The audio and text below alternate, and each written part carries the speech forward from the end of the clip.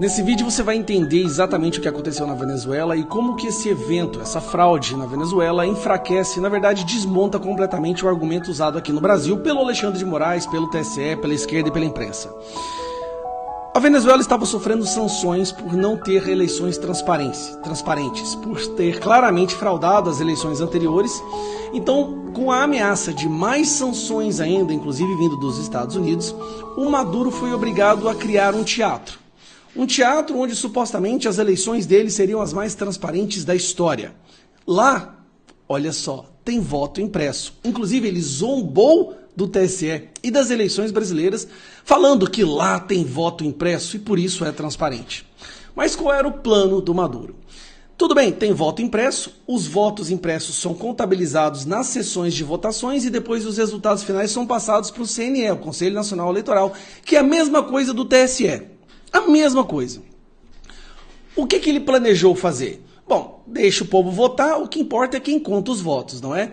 Deixa as pessoas votarem, não tem problema, mas na hora que os números forem mandados para o Conselho Nacional Eleitoral, a gente altera lá e publica o que a gente quiser e finge para o mundo que foi uma eleição transparente, afinal de contas, foi auditada com o voto impresso.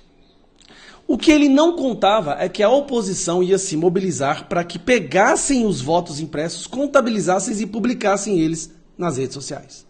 A partir do momento que todo mundo começou a entrar nas zonas que eles conseguiram, porque muitas zonas o exército do Maduro não deixou, nas zonas que eles conseguiram entrar e contabilizaram os votos e fizeram a contagem manual e percebeu uma diferença onde o González tinha 4 vezes mais votos que o Maduro e começaram a publicar imagens desses boletins, dessas contagens nas redes sociais, foi ficando escancarado que realmente Maduro ia perder de lavada. Até o momento onde a oposição estava fazendo a contagem, o resultado era esse. Nesse momento, se eu não me engano, estava com 70% das urnas apuradas. Repare como a história é muito parecida com a do Brasil. É muito parecida. 80% para o González e 19% para o Maduro. Essa era a contagem que a oposição estava fazendo através do papel impresso, do voto impresso. Aquilo que o TSE e o Alexandre de Moraes fala que não pode ter no Brasil porque é um retrocesso. Mas Maduro usou o voto impresso lá para zombar da eleição brasileira. E a tabela deles era extremamente organizada. Você pode ver que tem, das regiões, das zonas, os votos de cada um, total de cada um, exatamente perfeito, feito manualmente isso daí, em todas as áreas de votação. Beleza. Maduro entrou em desespero. Meu Deus, eles estão indo nas urnas e contando os votos lá e divulgando. Mobilizou o exército dele, o exército Maduro começou a entrar em todas as zonas eleitorais, em todas as áreas de votação e começou a sequestrar as urnas e os votos. Armados entraram lá e começaram a sequestrar as urnas e os votos para que a população parasse de fazer isso.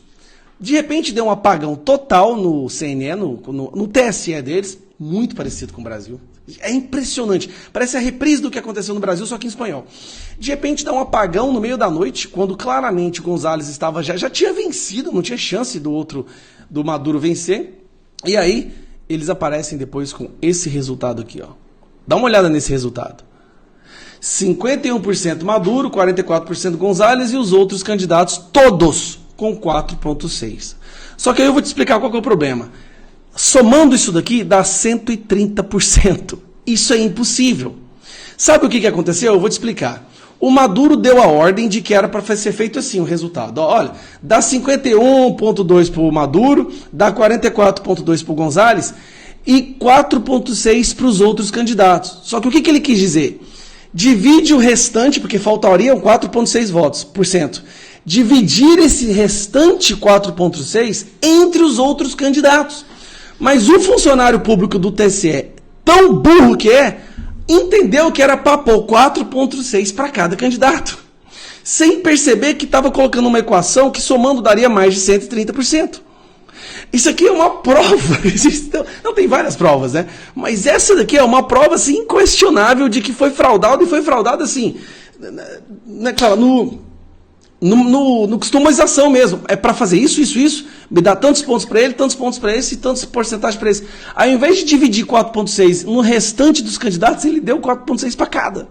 Olha o tanto que é burro o cidadão. Mas vamos lá. Para piorar, teve essa foto aqui, que o imbecil, que é de esquerda, então imbecil, foi e publicou uma selfie dentro da sala de contabilidade, de contagem dos votos. Só que dá para ver as telas, e quando você vê as telas, olha, azul é Gonzalez, vermelho é Maduro. Dá uma olhada, azul é Gonzalez, vermelho é Maduro. E cada uma dessas telas é um estado. Então você consegue perceber aqui, olha aqui, vamos pegar aqui, ô desgrama. Você consegue perceber aqui claramente, olha isso aqui, olha esse estado aqui. O outro, que Gonzalez estava ganhando de forma esmagadora em todos os estados. Mas chega uma hora, eles declaram que venceram. Os principais países do mundo já não vão aceitar, já estão dizendo que não vão aceitar. Até o Gabriel Boric do Chile, que é um comunista, tipo um Guilherme Boulos, está envergonhado e disse que não vai poder aceitar essas eleições. Então o Maduro criou um teatro, mas ali ele cometeu uma falha, a oposição soube aproveitar dessa falha por causa do voto impresso, e que fique bem claro isso, gente. A fraude na Venezuela só está sendo escancarada para o mundo inteiro ver, porque lá o voto é impresso. E ele zombou do TSE por causa disso. Bom, Venezuela e o mundo inteiro sabe que Maduro perdeu de forma esmagadora. Mas, o que está acontecendo agora? Esse daqui é o procurador-geral da Venezuela. Acabou de soltar um comunicado dizendo que vai prender a Corina e o Gonzalez e todo mundo da oposição porque eles atentaram contra a democracia, porque eles tentaram fraudar as eleições. Olha o absurdo. É exatamente o que o Moraes fez. O Moraes pegou e está tentando prender toda a oposição, toda a direita do Brasil, dizendo que são antidemocráticos. Cara, é impressionante. É idêntico a história da Venezuela com o que está acontecendo no Brasil. A única diferença é que lá eles estão podendo provar que houve fraude, porque tem voto impresso. Então agora nós vamos ver toda a oposição da Venezuela sendo presa. Toda a oposição. E aí, olha que coincidência o resultado nos países, né, onde a esquerda ganha. Brasil, 50, Bolsonaro 49. Peru, 50-49. Colômbia, 50-47. Venezuela, 50-49 nas eleições passadas. E agora 51-44 nessas eleições. É impressionante essa coincidência da esquerda, mesmo não conseguindo levar a gente para a rua, mesmo com a rejeição recorde, a direita levando milhões de pessoas para as ruas, todo mundo percebendo que a direita é a maioria, a esquerda vence e sempre vence com essa margem de erro. Com essa margem de vitória. E aí, bom, o Lula soltou a nota dele já. Tá aqui, ó.